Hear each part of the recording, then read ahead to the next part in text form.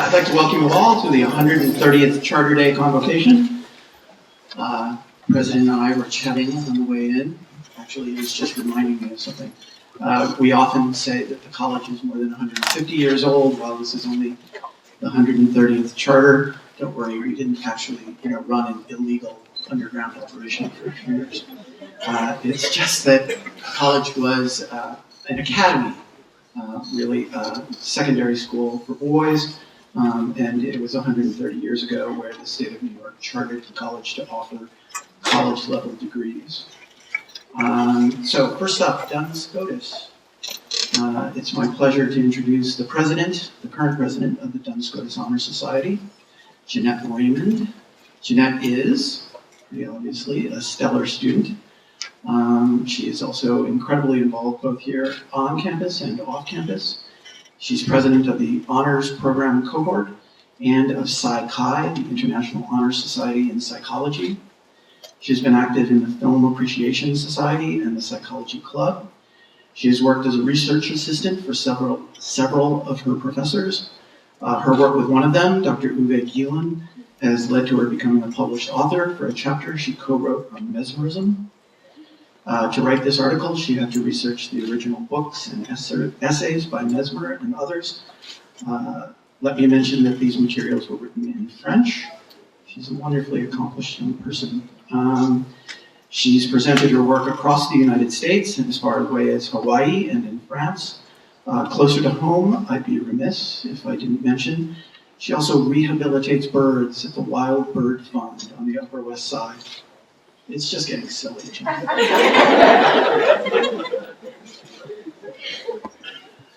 In addition to walking rescued dogs for the Brooklyn Animal Rescue Coalition, after graduation, she'll be working at the New York State Psychiatric Institute. Please help me welcome Jeanette Raymond.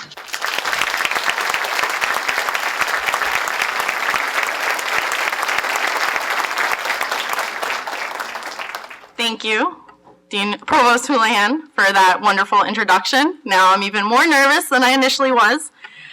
So welcome, administration, faculty, staff, alumni, honored guests, students, family, and friends. Today is a very important day in the history of St. Francis College.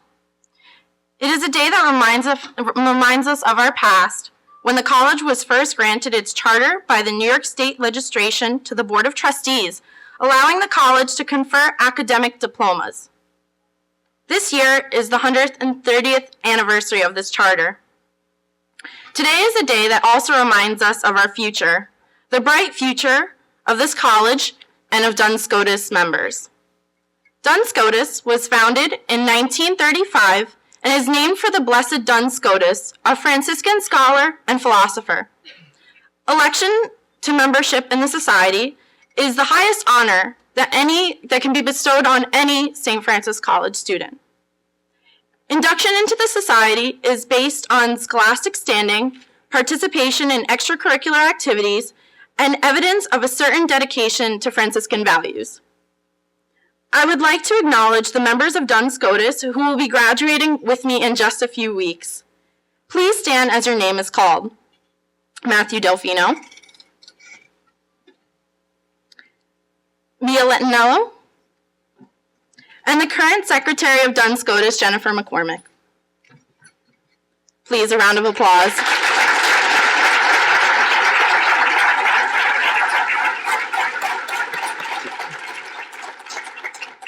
And of course, you guys can sit, there would be no Duns Scotus without Dr. Green.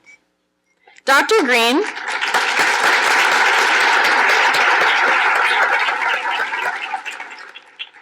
has impacted my life and the lives of others in so many ways, not only by being the moderator of Duns Scotus for so many years, but also because of his contributions to St. Francis College.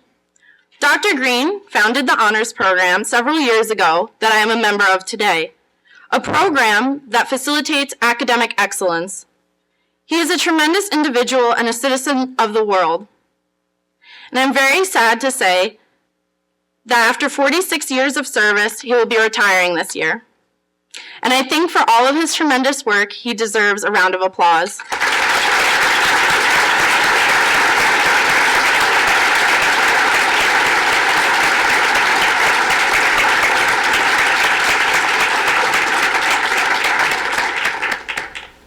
There is someone else here today that I would like to acknowledge, another Franciscan and mentor, my Aunt Jennifer.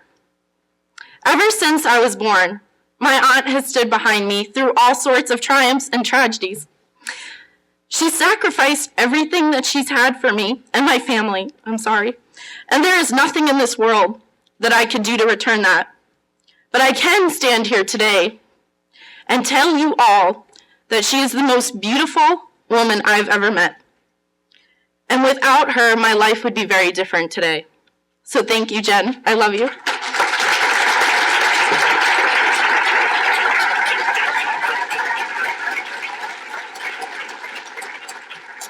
And I practiced that too, and that didn't happen, so.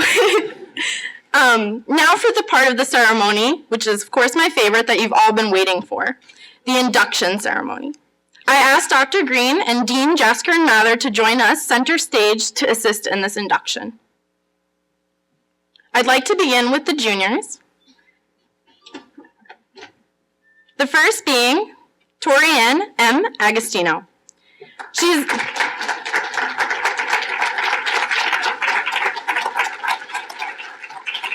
is the current president of the Troopers, which she's been involved with since her freshman year, holding positions such as stage manager and president simultaneously. Moreover, she is a member of the honors cohort. Torianne is a communications major and will be graduating in 2015.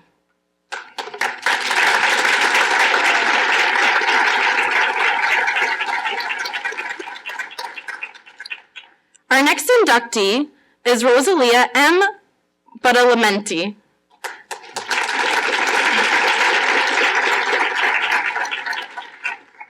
She is currently majoring in childhood education and has been tremendously active in the Education Society and Kappa Delta Pi since her enrollment at St. Francis College. And we're very happy to have her at Duns Scotus.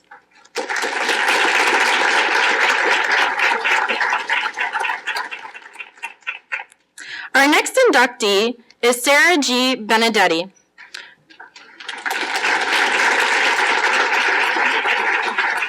Sarah is majoring in political science with a concentration in international studies. Throughout her years at St. Francis College, she's played a vital role on the SFC basketball team and as a member of the executive board for the Make a Difference Club.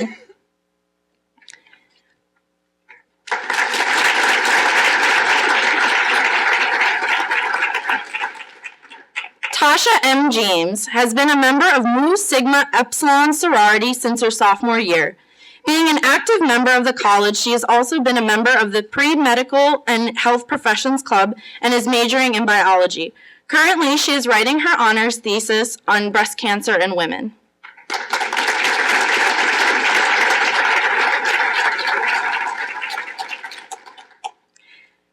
Judy Caruso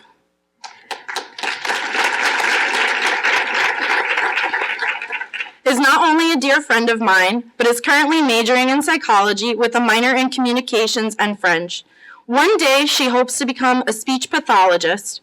Judy, since her freshman year, has been a member of both the honors program and the psychology club, and just this year, she was inducted into the International Honor Society for Psychology.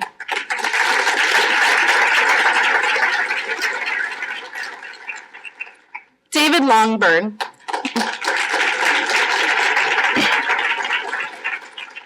is originally from Sweden and is majoring in international economics and political science.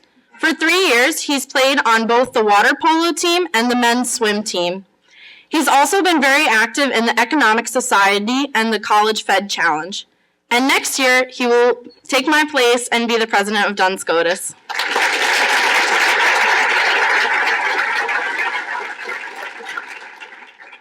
Frank A. Randall is doubling in political science and history. He's also a member of Model UN and vice president of Phi Alpha Theta. Moreover, he has interned at the New York State Assembly's 64th District in Staten Island.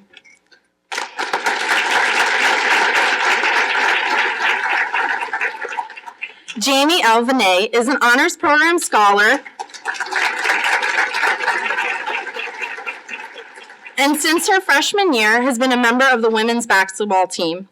She is also a member of the Student Athletic Advisory Committee and the Make a Difference Club. Just this March, she was also inducted into Psi Chi.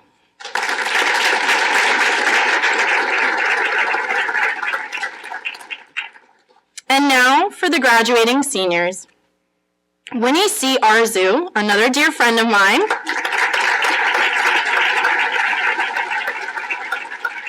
will be graduating in May with a degree in Spanish and math. She is currently president of the Society of Claudel, treasurer of the Math Club, and a member of campus ministry.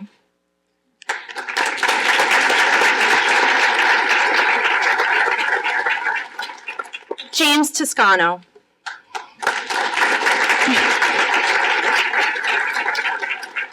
Is a member of the 5-year accounting program and subsequently will also be graduating this May. For many years, he's been an active member of the Accounting Society and also been both members of the Film Appreciation Society and the Asian Cultural Club.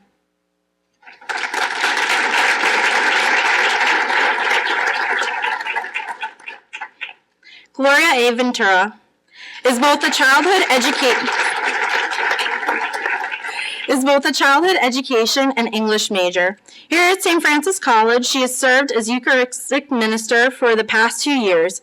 She was the vice president of the Photography Club also and a member of the Latin American Society.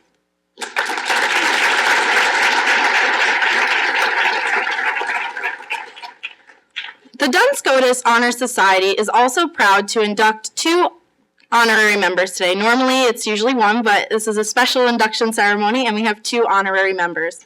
First, it is my very stressful honor to welcome the St. Francis College president, Brendan J. Dugan, class of 1968.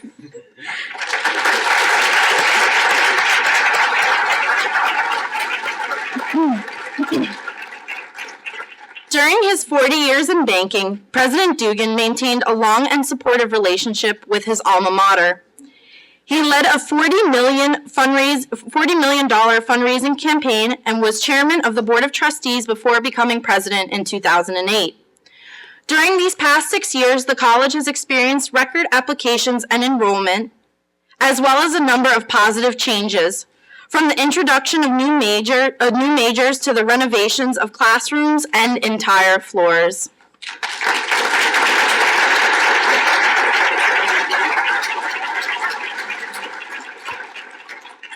I am equally as humbled to welcome Sister Marianne Senek to the Society.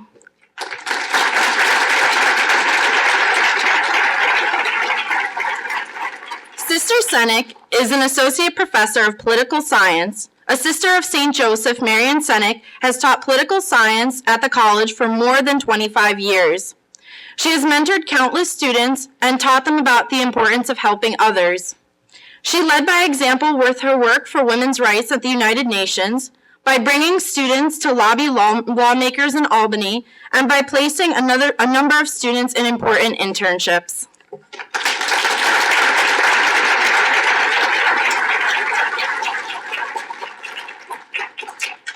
At this time, I'd like to invite all members of Duns Scotus Honor Society, past inductees, and this year's members to please rise.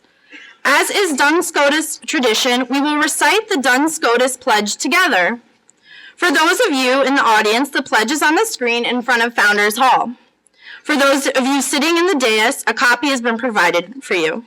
Together we recite, realizing the aims of Duns Scotus and the responsibility of membership in a society under his protection, we will forever hold close the attributes linked with the name of our patron. In service, scholarship, and individual character, we will assume as our way of life in church and in the state the ideals evidenced in his life, namely clarity of vision, innocence of mind, strictness of responsibility, and service to God. Congratulations to you all.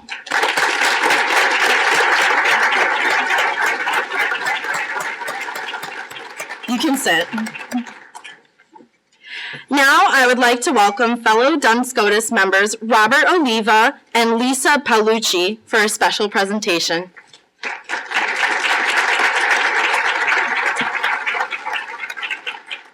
Thank you, Jeanette.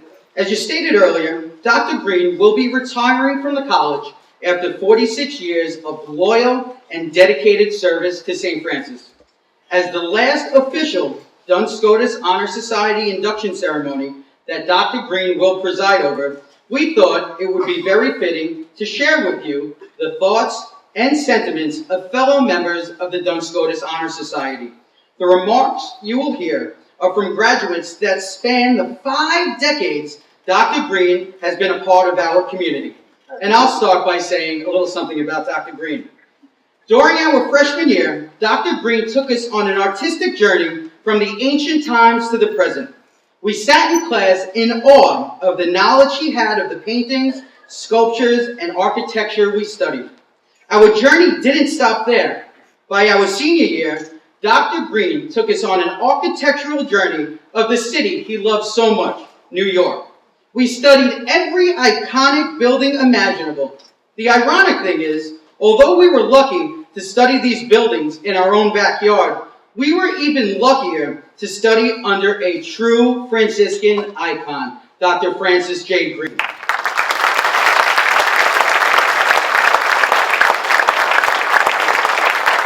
He opened our eyes to appreciate the most beautiful things in the world, and in return, we appreciated the knowledge, guidance, and support he gave us. Dr. Green, thank you for being our teacher and our mentor, but more importantly, thank you for being our friend.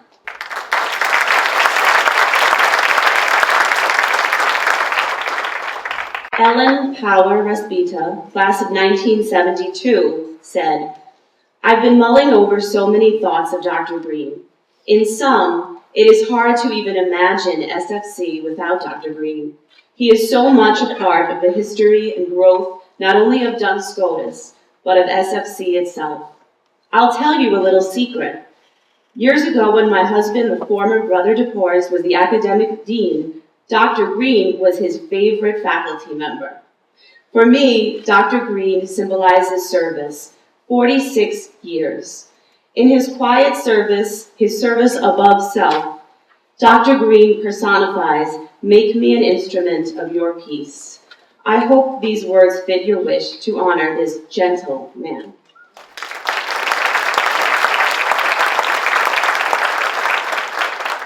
Maria Sestaro, class of 1986, stated, "I was so fortunate to have been placed in Dr. Green's Orientation in Art honors course in the fall of 1982. I will be forever grateful to Brother George for allowing me that unique, eye-opening experience as I began my college career. With the inspiration and guidance of Dr. Green, I founded the Fine Arts Club, a first at SFC, which still exists today. Dr. Green has impacted my life in ways too numerous to count. He has instilled in me a love and appreciation of fine art, French culture, the humanities, and the Franciscan tradition. He has never ceased to amaze me with his knowledge, dedication to students, and genuine concern for others. Through the years, Frank Green has been my mentor, my spiritual inspiration, and my friend. I count him among the blessings in my life."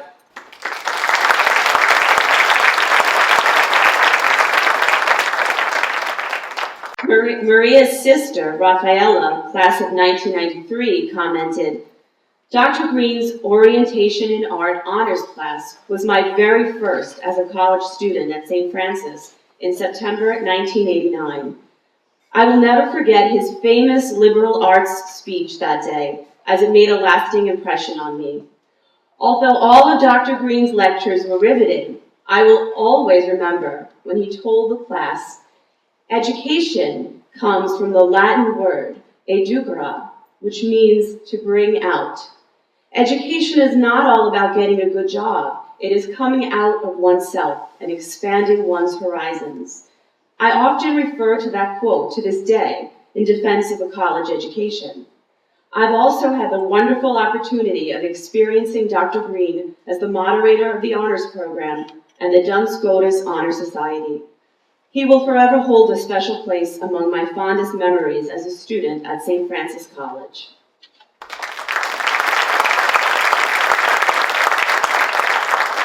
Michael McIntyre, class of 1994, member of the Alumni Board of Directors, stated, "I do a lot of traveling for my job, and I credit Dr. Green for making me a better rounded person. Being able to adapt and adjust to different cultures is an important skill." Almost 20 years later, we still share a bond and talk about the various museums and countries where we've both visited.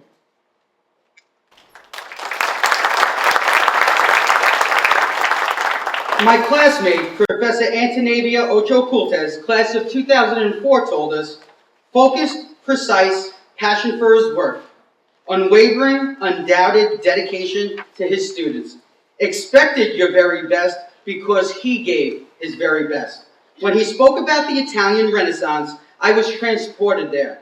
I could almost see the artist at work, surmise why he chose the tools and scenes he did.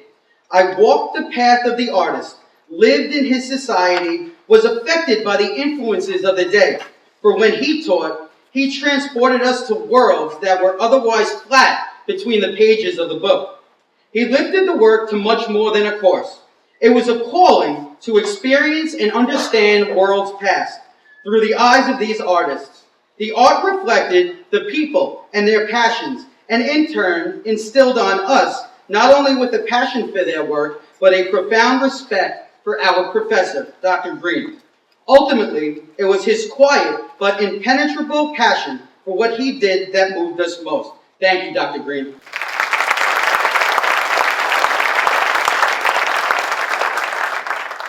Current Duns Scotus Honor Society President, Jeanette Fortunato Raymond, class of 2014, said, "No words, quotes, or statements can faithfully attest to the impact Dr. Green has had on our lives at St. Francis College.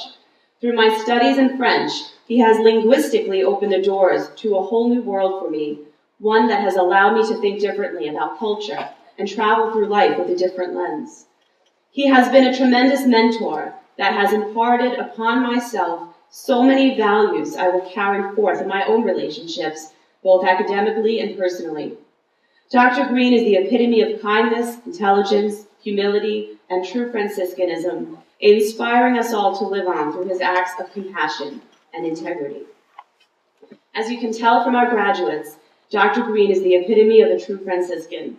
We wanted to give Dr. Green something special, something that he would treasure, and something that honors his many years of service as our moderator of the Duns Scotus Honor Society. Dr. Green, it is our pleasure to present you with a custom frame that contains the Duns Scotus Pledge, Society pin, and red and blue tassel, and the St. Francis College seal. Congratulations, and thank you for everything you have done to make a difference in the lives of thousands of students at St. Francis College.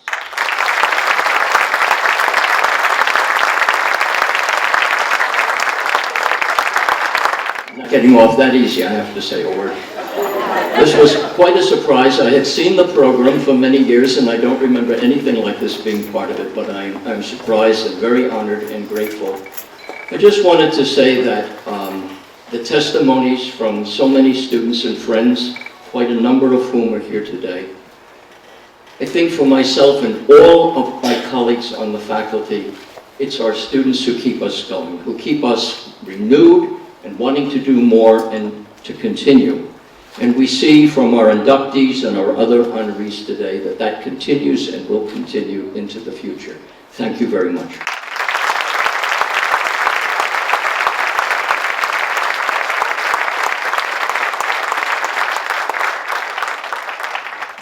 And now for the presentation of the National Grid Scholarship and Internships.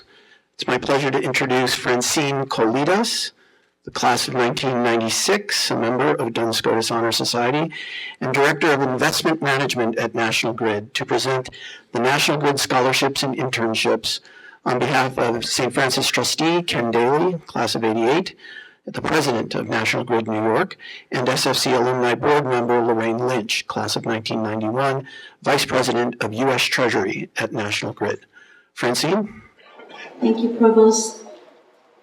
Faculty, administration, board of trustees, students, newly inducted members of Duns Scotus Honor Society, family and friends. It's truly my pleasure and honor to be with you here today. I'm humbled to be in the presence of students that have achieved so much at such a young age in their lives.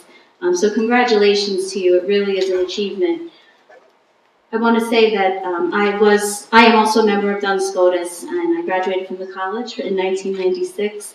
So it seems like a long time ago, but as soon as I walked through the doors on Remsen Street, the Franciscan warmth and values come running back to me.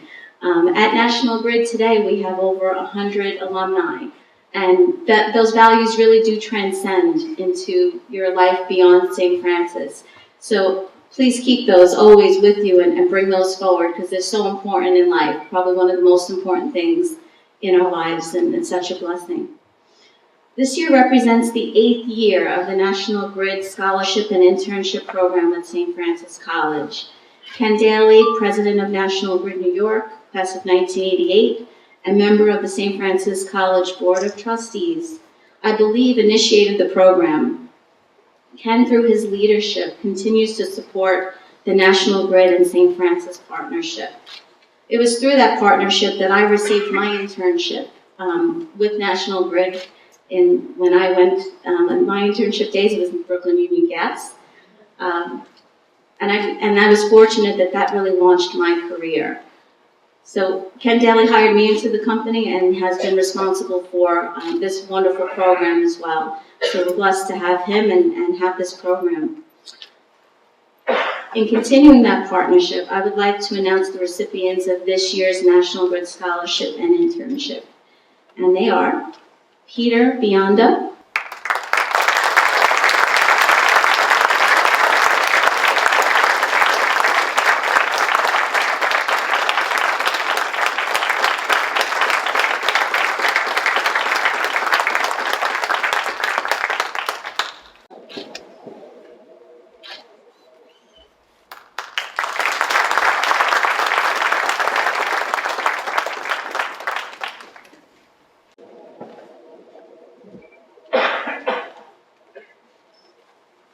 Andy Calixto,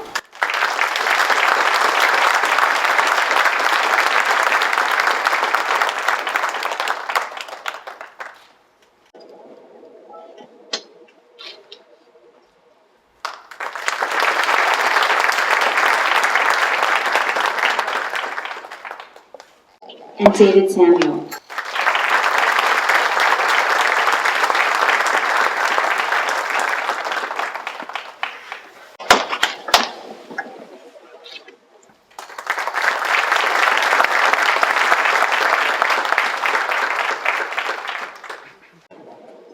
Congratulations to the recipients and their families, and thank you, St. Francis College, for the continued partnership with National Grid.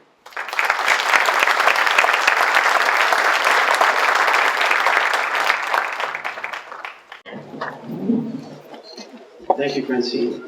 Now it's my pleasure to introduce Professor of Management and Information Technology and Chair of the Department, who is also the Director of our St. Francis College Center for Entrepreneurship, Dr. Dennis Anderson, who will introduce our keynote speaker.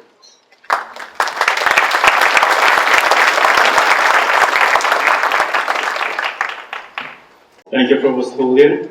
It is my pleasure and honor to introduce Mr. Carlo A. Scissura, President and CEO of the Brooklyn Chamber of Commerce. I don't think Carlo is a stranger to any of us, because whenever I go to a meeting, his name comes up. So he is one of our Brooklyn person to go to. Carlo is a lifelong Brooklynite who leads one of New York's largest chamber of commerces with over 1,000 members. Prior to this position, Carlo served as the Chief of Staff to Brooklyn Borough President Marty Markowitz for 5 years. He has a distinguished career record in public services and economic development. He is also a great friend to all of us at St. Francis College. In recognition of his outstanding leadership vision, innovation, and commitment to entrepreneurship as the President and CEO of the Brooklyn Chamber of Commerce, the Center for Entrepreneurship is pleased and proud to present Carlo A. Scissura with the Inaugural St. Francis College Entrepreneurship Award. I would like to ask Professor Gelomino and President Dugan to join me in presenting Carlo with his award.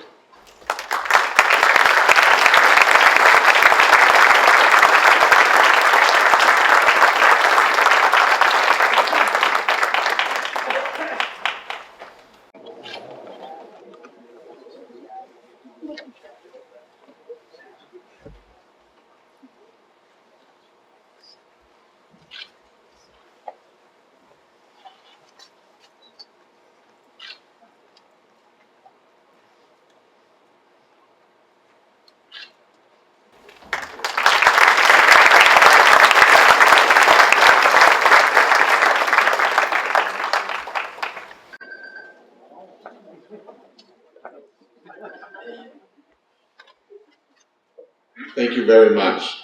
First of all, hello, St. Francis. That's not a Brooklyn crowd. That's right. Hello, St. Francis. All right. Are there any Brooklynites in the house? That's better. It's Friday afternoon. It's a beautiful day out. We're in Brooklyn, the greatest place on earth, right? And we're all excited to be here. So, first of all, really thank you for having me here. I'm truly honored.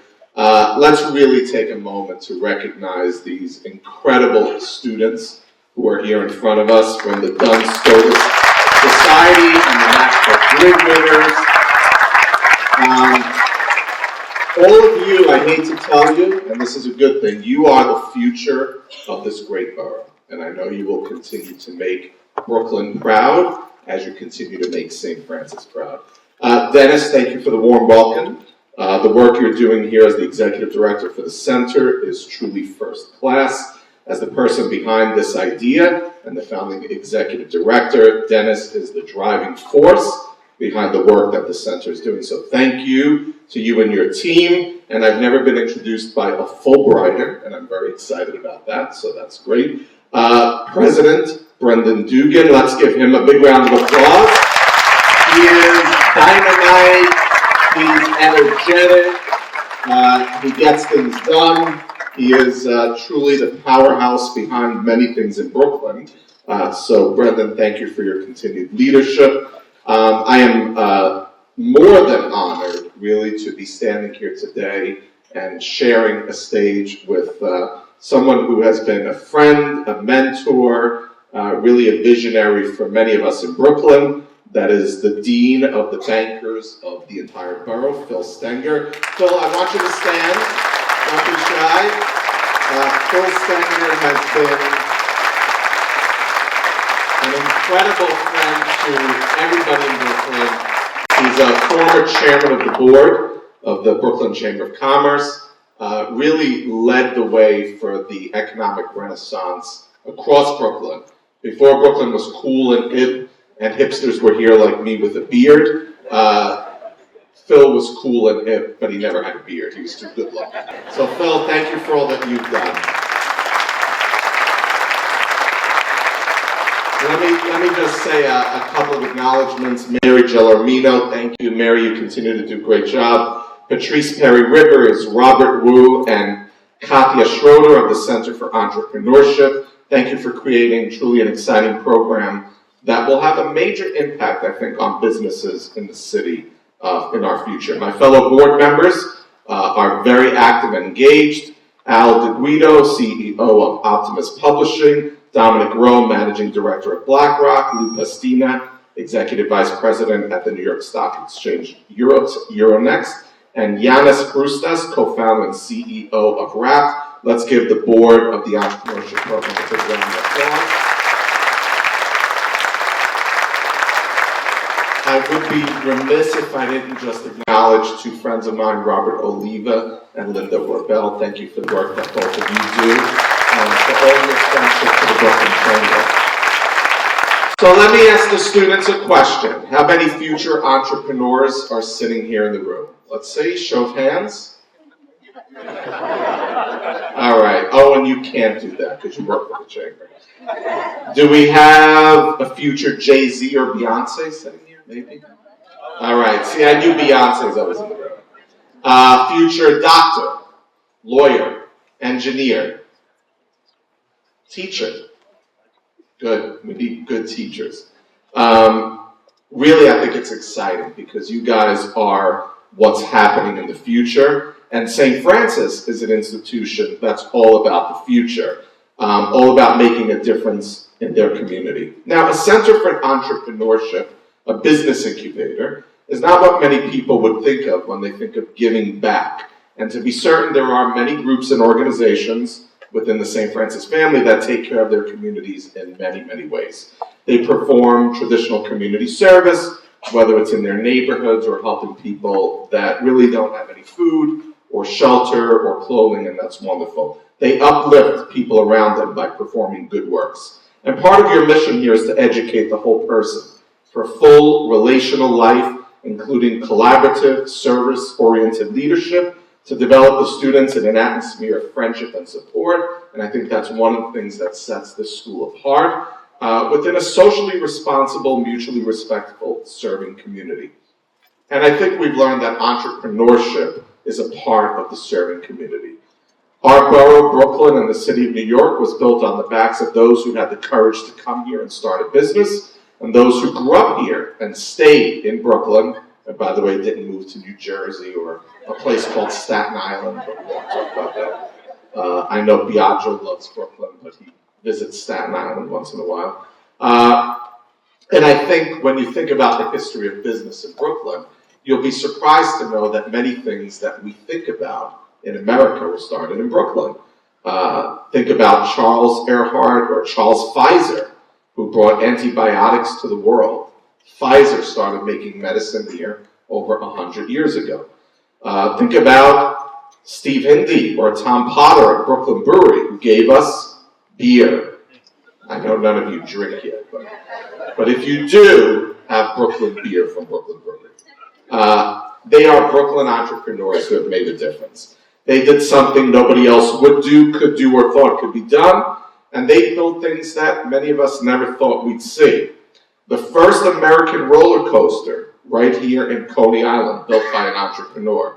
The first bank credit cards, I know we've got a lot of bankers in the room, like our president, right here in Brooklyn. How many of you use sugar in coffee or sweet and low? Right here in Brooklyn, invented in Brooklyn. Exciting. The tradition continues with people like Captain Jeremy McCool. When Captain McCool came back from Iraq, he focused himself on developing alternative fuel sources. He started a company called Hevo, which makes wireless charging stations for electrical vehicles. The future technology for cars started right here by an entrepreneur in Brooklyn. Chris Paracchini, Brandon Hoy, and Carlo Maracci opened someplace called Roberta's in Bushwick. When you said to them, you're opening a pizzeria that serves pizza with eggs on it. I know it sounds weird if you're Italian like me, but it does exist. In an industrial building in the middle of industrial Bushwick. People thought they were crazy. It's now like the media darling, the coolest, hippest place in New York is Roberta's. Entrepreneurs that think outside the box. Another business, Eladia Calzo Rodriguez, moved here from Colombia in 1969. She moved to a cool neighborhood that back then was not cool, also known as Park Slope.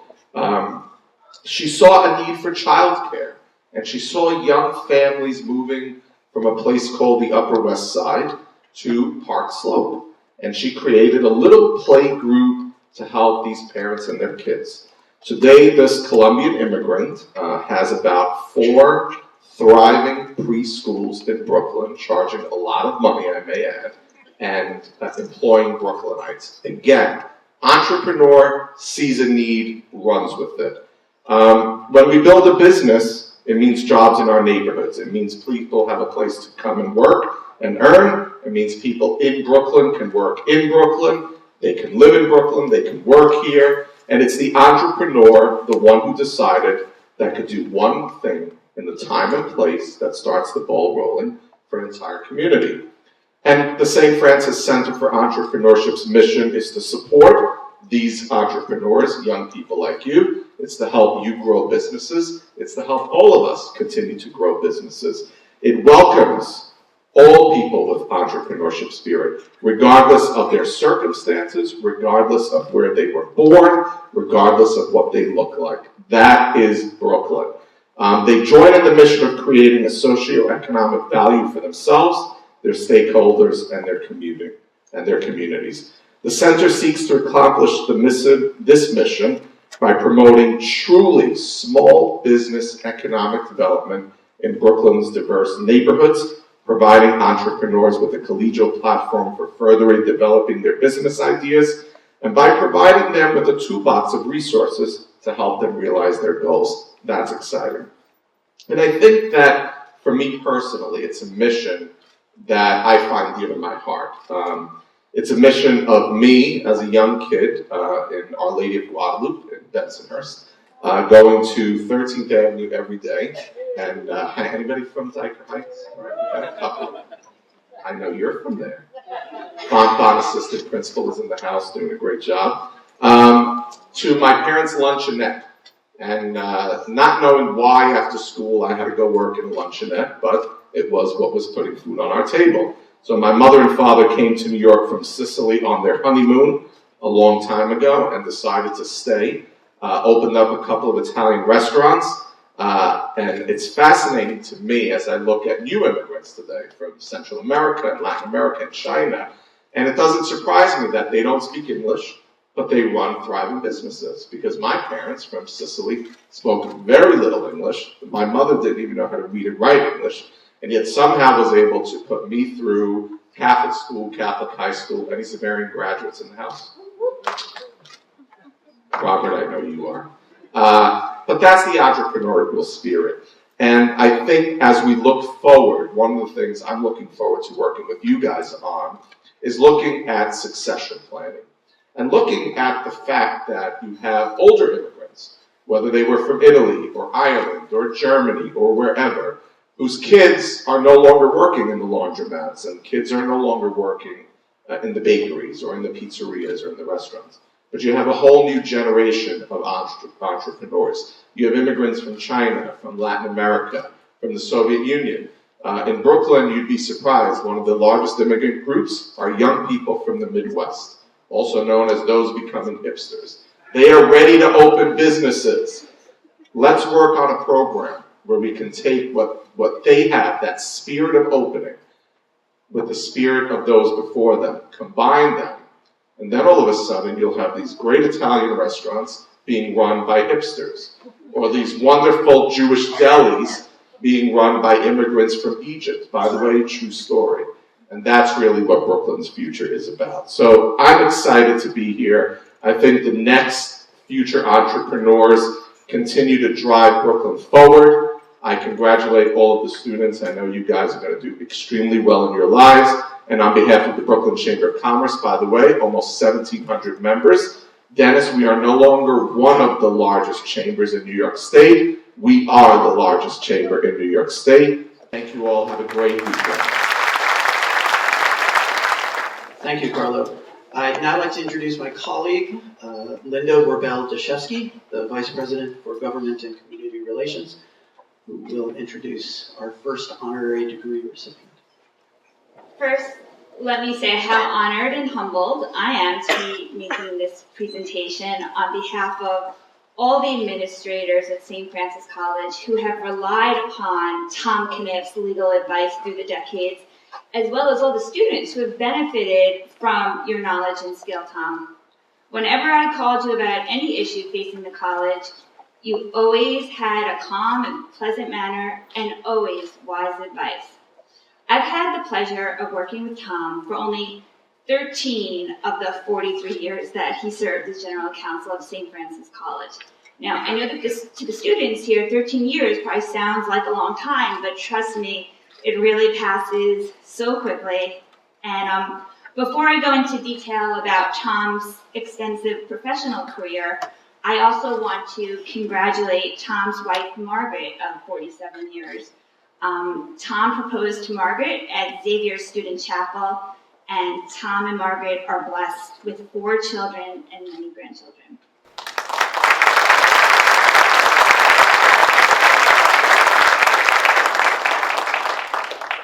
Thomas Aquinas Conniff was born in Bay Ridge, Brooklyn. Tom began his schooling at St. Anselm's School in Bay Ridge. Following his graduation from Xavier High School, Tom enrolled at Fordham University, where he majored in economics and participated in the Army ROTC program.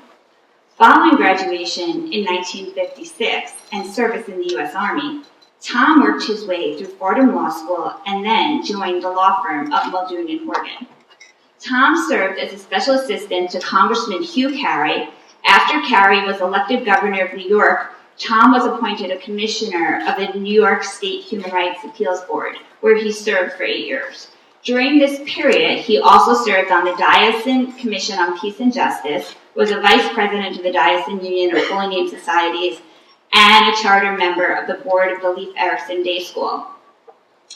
As William Shakespeare wrote in Measure for Measure more than 400 years ago, good counselors lack no clients. Tom, you are a good counselor, and you have had lots of clients. In addition to St. Francis College, your clients have included the College of New Rochelle, Fordham University, the Academy of Mount St. Ursula in the Bronx, and the Ursuline School in New Rochelle, the Jesuits, Maryknoll Sisters, Community of the Peace People in Northern Ireland, Brooklyn Benevolent Society, and the Franciscan Friars of the Atonement. Additionally, for many years, you served as the chairman of the board at Xavier High School. Because of your outstanding service to Catholic education and organizations striving for social and economic justice, especially St. Francis College, we proudly bestow the degree of Doctor of Laws Honoris Causa on Thomas A. Conniff.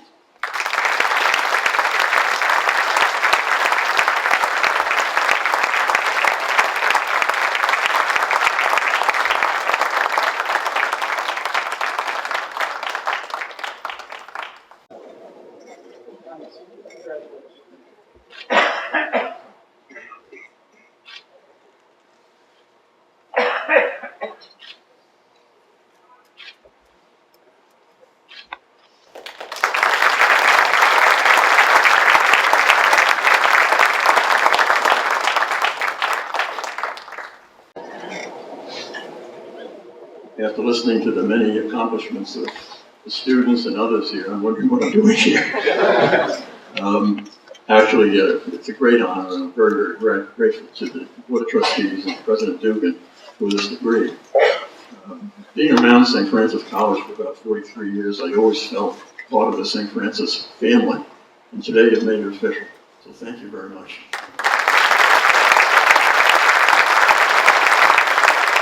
Thank you, Linda, and thank you, Tom. It's now my pleasure to introduce my boss.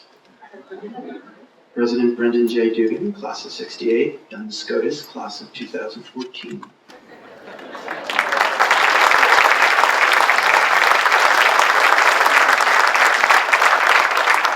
Thanks very much, Tim. It really is a great honor for me to be inducted into the Duns Scotus Honor Society. And I particularly want to congratulate all of you students who have been inducted or were inducted today, because you've accomplished me the 3 or 4 years that it's taken me 50 years to achieve. So thank you very, very much. I am honored and humbled to be among you. Thanks and welcome to all of you who are here. My job today is to introduce a dear friend of mine, a mentor. Carlos stole my thunder, but here we are to confer a doctoral on someone who has been a dean for as long as I can remember.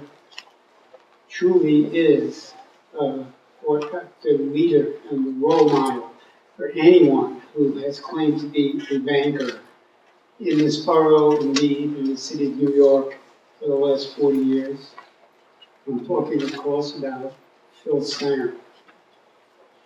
He began his career in banking 60 years ago with Bankers Trust Company. He became an assistant vice president in 1965. He moved to National Westminster Bank, and in 1984, that was when the acquisition of Bankers Trust occurred. After his retirement from NatWest, it wasn't quite a retirement because he was quickly employed at European American Bank, where he worked for at least 13 years. He then worked for Citibank and Citigroup for a number of years. Then he joined Commerce Bank in 2003, and Commerce Bank, of course, was acquired by TD Bank in 2008, and he retired in 2013 from his banking career. He's been an active member of many civic, professional, and not-for-profit organizations. He presently serves as a board member of Helen Keller Services for the Blind. He completed a 2-year term as chairman of the Brooklyn Chamber, as Carlo mentioned. He's also involved with the Brooklyn Alliance. He continues to serve on both of those organizations' boards as chairman emeritus. He also served the Municipal Club of Brooklyn as president and former chairman of the Council of Regents of St. Francis College. And that council, under Phil's leadership, raised millions of dollars through special events and dinners and the like for the college. He also served as treasurer of the Brooklyn Sports Foundation, which is the original concept, by the way, for the stadium in Coney Island that the Nets now play their games in. And he's also been involved in the effort to restore Brooklyn Borough Hall. He's been on the board of Catholic Charities of the Diocese of Brooklyn, Mercy First, Angel Guardian Home, the Rufus King Manor Foundation, Brooklyn Works, the Boy Scouts, Brooklyn Economic and Development, and president of the Brooklyn Club. You get the drift, a real Franciscan guy, engaged in the community and always giving of himself. He and his wife Evelyn, his wife of 59 years, Evelyn is still with us.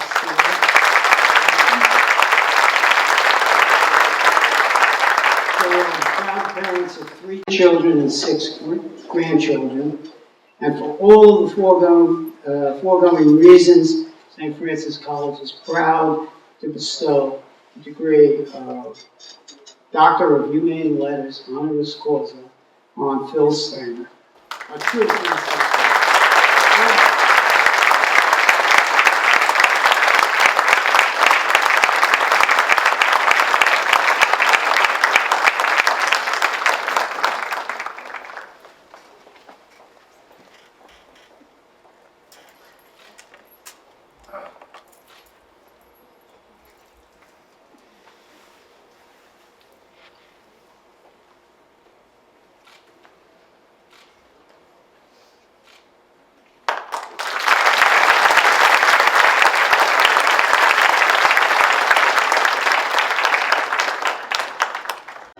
I'll make it very brief. I just want to thank everyone for being here that I know, and I know a lot are here because of not only Tom, but Tom and me.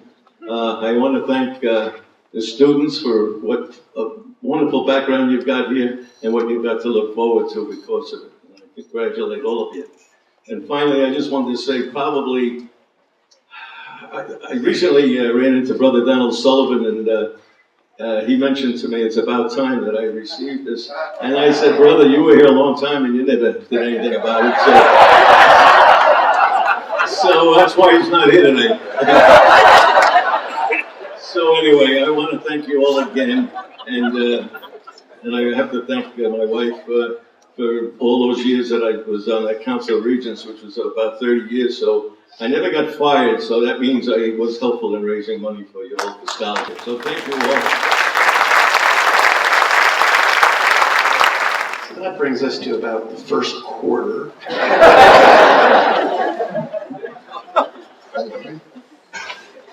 There'll be a nap period.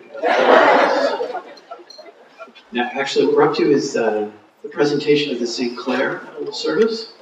It's my pleasure to introduce Brother Thomas Barton, the class of 1970, and Franciscan brother. He is the president of the board of directors of Park Slope Christian Help. Brother? Good afternoon. This morning I was downtown and I was on the corner of Remsen Street and I met Father Brian and he said to me, "I hope you're not going to talk too long." And I said, 3 minutes. Brian, I lied. I'm here as both the president of Park Slope Christian Help, commonly known as CHIPS, to say some words about Sister Mary Maloney, Franciscan Sister of the Poor. And I want to thank everyone I should thank. President Dugan, the whole St. Francis community in all its parts, the CHIPS people who were here. And I'd like to take a second to also, I am the campus minister at Bishop Ford Central Catholic High School, and I'd like to thank the Falcons who were here. I know some of you are here. God bless Bishop Ford. We are not here today to canonize Sister Mary, nor are we here today to eulogize Sister Mary. We are here to commend you for recognizing her. She has been a Franciscan Sister of the Poor. I'm going to be very discreet, and over 60 years, okay? I have been a Franciscan brother of Brooklyn for 48 years, and I know Sister Mary for 41 of those years. She's a hero. Some of you know Sister Elaine Roulet of Providence House. She was interviewed. I just read an interview she gave in a book I'm reading on gangs in Los Angeles, and the interviewer said to her, "Sister, how do you work with the poor?"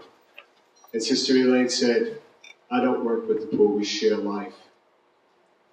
Sister Mary Maloney has the poor written on her heart. She is an upstanding, excellent human being, among the best. Now, I want to qualify that by saying she has her wrinkles, she has her warts, and no is not in her vocabulary in any way, shape, or form. She's a hero. She has the poor written on her heart. She was trained as a nurse. She was doing doctoral study at Columbia School of Nursing, and the community asked her to go to a hospital in Newark called St. Michael's. I don't know if you've ever heard of it, to close it. But she does listen, and she did listen, and the medical staff convinced her it should not be closed. And today, St. Michael's and Beth Israel in Newark are in the forefront, as they have been since the early 80s, in the care of HIV and AIDS, thanks to Sister Mary. Sister Mary was assigned to be a leadership person in the development of the Franciscan Sisters of the Poor hospital system in Brazil.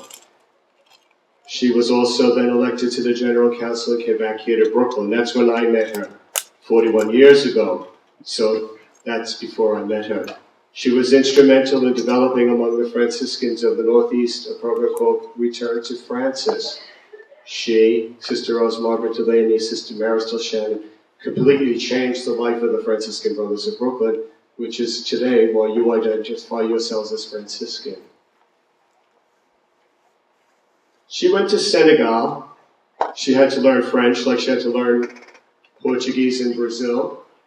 And she helped establish the presence and the medical institution of the Franciscan Sisters of the Poor in Senegal.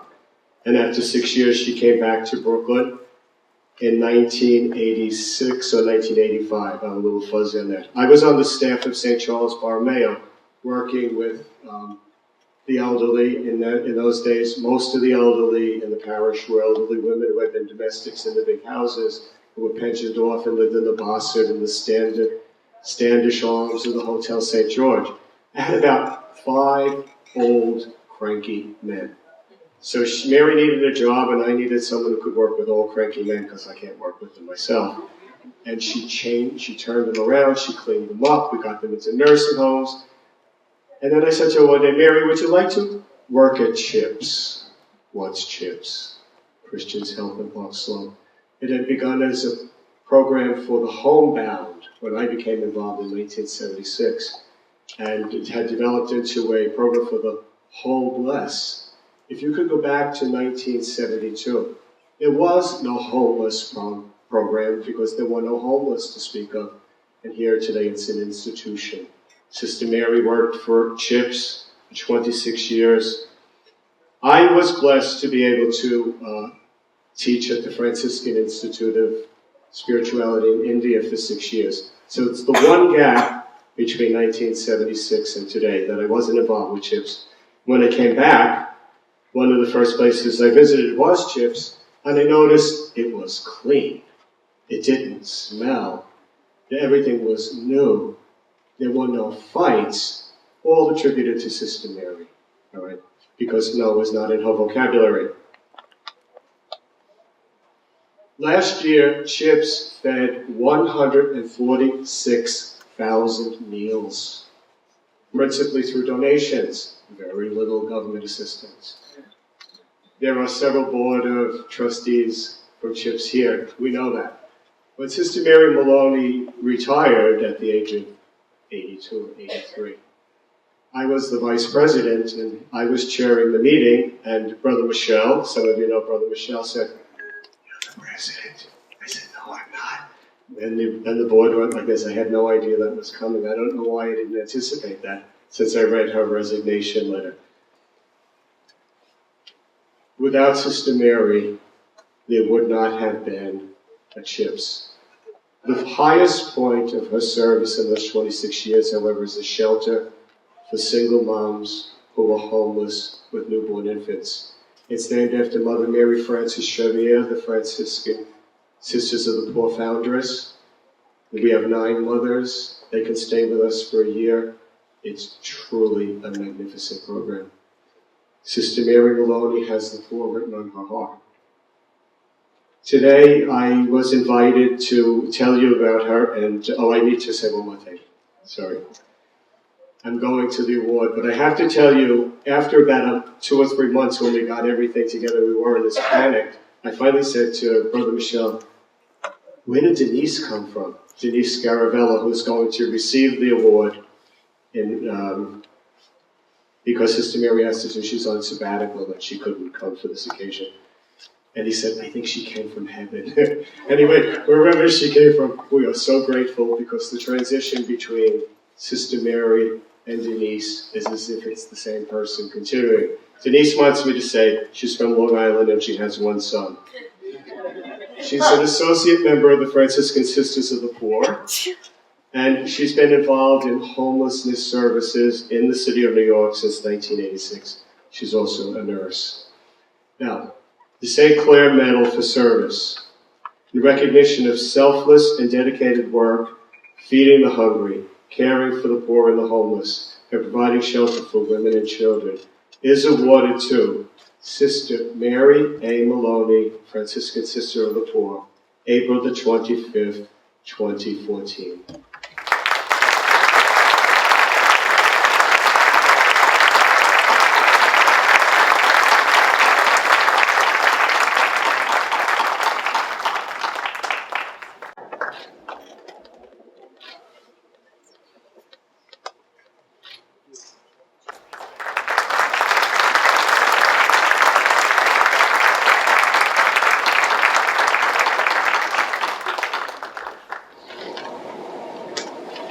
This is a great honor for me to have been asked by Sister Mary to accept this for her. I asked Sister Mary to please give me a speech so I could say her words because this is her award and honor. And she wrote me back and said, no, just talk about CHIPS, where it came from, where it's at, and where it's going. And so I'll be really short and sweet and say that when Sister Mary came there, she told me there were $300 in the bank, and she was helped by a handful of volunteers to feed and shelter some of the poorest, homeless, and hungry in Brooklyn. When Sister Mary left 26 years later, we owned the building. I think we had about $400,000 at some point in assets. And in addition to that, a mortgage-free 4-story on 4th Avenue. And we served about 100 people a day. and with about 100 volunteers. When Sister Mary left, she told me, my parting words to you are, don't ask God for too much. Just ask Him for what you need and you'll get it. It's a year later, we've been able to expand the program to feed about 200 people a day. We have about 160 to 180 volunteers. And we feed and we house some hungry and homeless here in Brooklyn. And we do it with a big smile. And I'm happy for the support of the board and for all of the volunteers and small staff out here. And I'm sure Sister Mary will say thank you. I'll see her at the end of May because she introduced me to becoming a Franciscan Sister of the Poor Associate. And just last week, I got my thing, and I'll be going to the assembly out in Cincinnati, Ohio. And I'll send her the best. Thank you.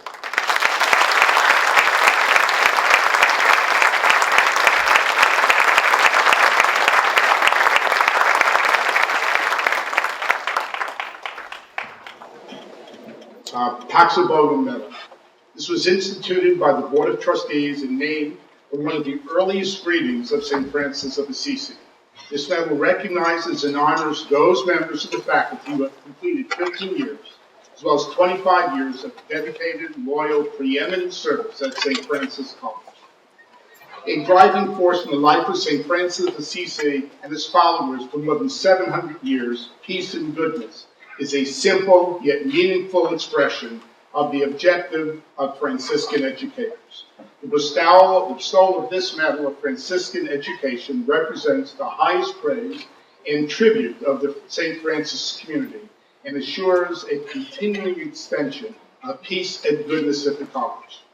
For 15 years of dedicated service as a faculty member, John Dilliard, Associate Professor, Department of Management.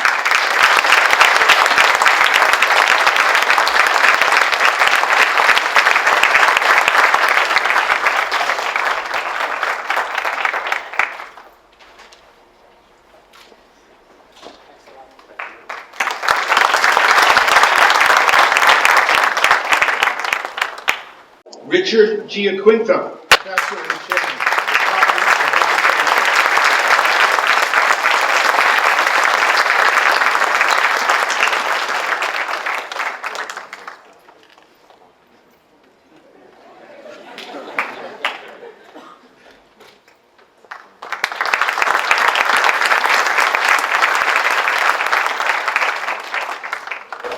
Timothy Houlihan, Associate Professor.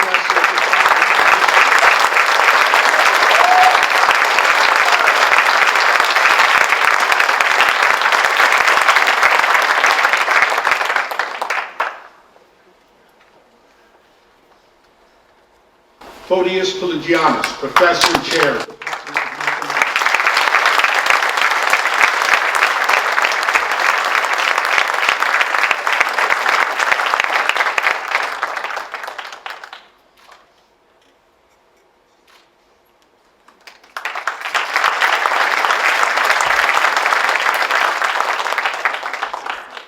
Alan Rudolph, Professor of Department of Philosophy and Religious Studies, who is unable to join us today.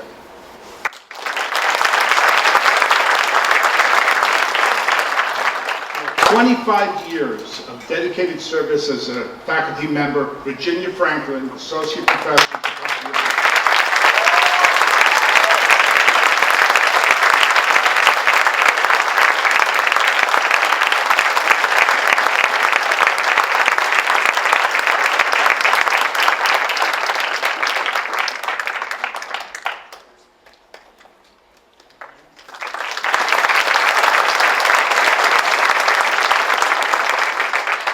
The President's Award was instituted in 1972 to honor non-instructional personnel.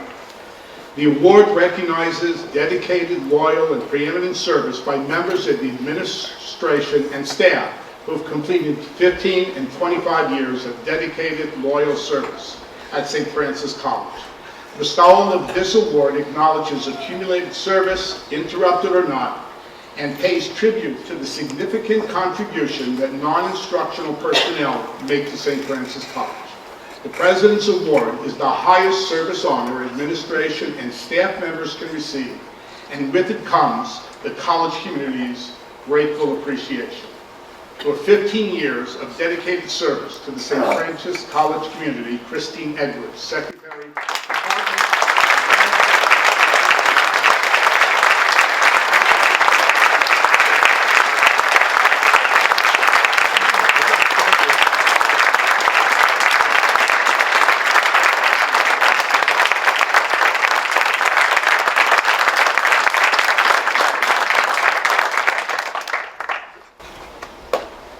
David Gardelis, 97, Basketball Events Manager, Department of Athletics.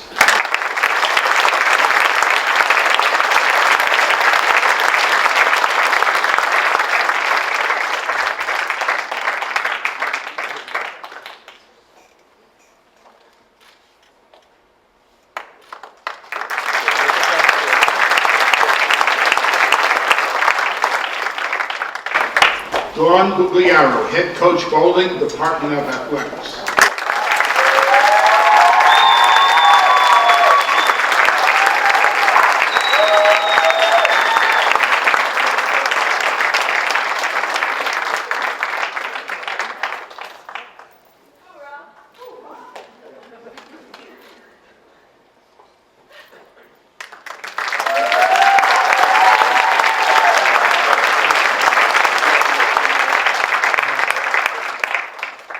From a mild-mannered professor of history to Provost and Vice President of Academic Affairs, Timothy Boulay.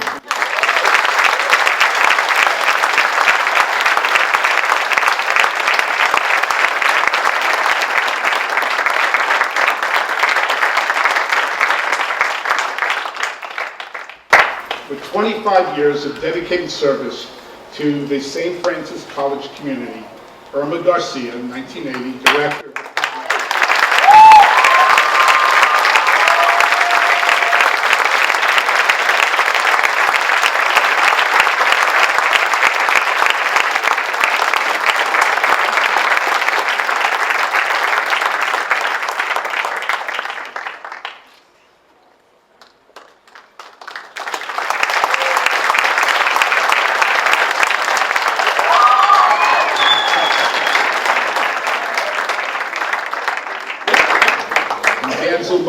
Supervisor, Department of Telecommunications, who is unable to join us today.